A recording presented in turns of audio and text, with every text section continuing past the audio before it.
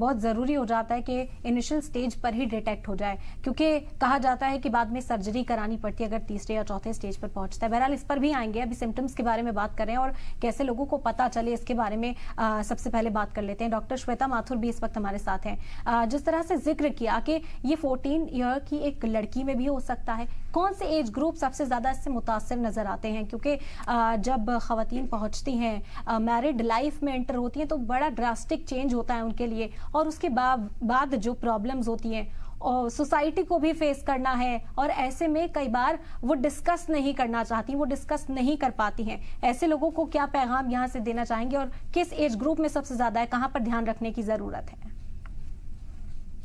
Thank you मुझे इसमें include करने के लिए, और बहुत अच्छी मुहिम है आपकी कि इसके बारे में बात हो रही है, क्योंकि इसकी अवेयरनेस नहीं होती है। इसीलिए जब जैसे ही पीरियड्स वगैरह शुरू होते हैं तो ऐसे ही सलाह दी जाती है कि भी पीरियड्स में पेन होना तो बिल्कुल नॉर्मल बात है, और अक्सर तो ऐसे भी कह दिया जाता है कि शादी के बाद ठीक हो जाएगा। इसको इग्नोर करने की ही एक वो रूटीन सा है हमारे देश में।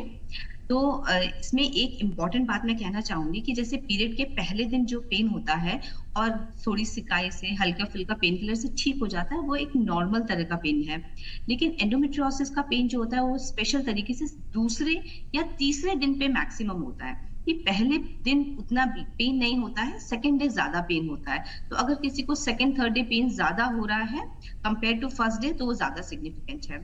और दूसरा ये है कि भाई वो तो ये 15 साल, जैसे डॉक्टर ममता ने कहा 14 साल की बच्ची में भी मिला सकता है, और 45-50 जब मेनोपॉज की एज के आसपास भी जब तक पीरियड बंद नहीं होता तब तक इसका पेन पीरियड के टाइम होता रहता है। और पीरियड के माहवारी बंद होने के बाद भी अगर इसकी वजह से कुछ एडहेजन्स वगैरह या इतनी बड़ी सिस्ट बन चुकी है, या इसने एंडोमेट्रियोसिस ने आंतों को अपने चपेटे में ले लिया है, या पेशाब की थैली को अपने चपेटे में ले लिया है, तो इसका दर्द बाद में रहेगा। ऐसा नहीं है कि पीरियड्स बंद हो जाएंगे तो इससे दर्द से छुट्टी मिलेगी। ये दर्द बाद में भी हो सकता है। ये एक बहुत ही क्रॉनिक बीमारी है।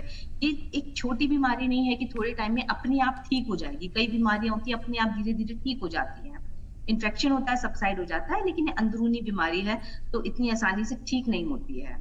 तो इसका बहुत ध्यान देना जरूरी है। बिल्कुल दुरुस्त कहा आपने, और हम चाहते हैं कि ज्यादा से ज्यादा खवातीन बेदार हों और अपने डॉक्टर्स का रुख करें अगर इस तरह की कोई बीमारी, कोई परेशानी उन्हें पेश आ रही है तो।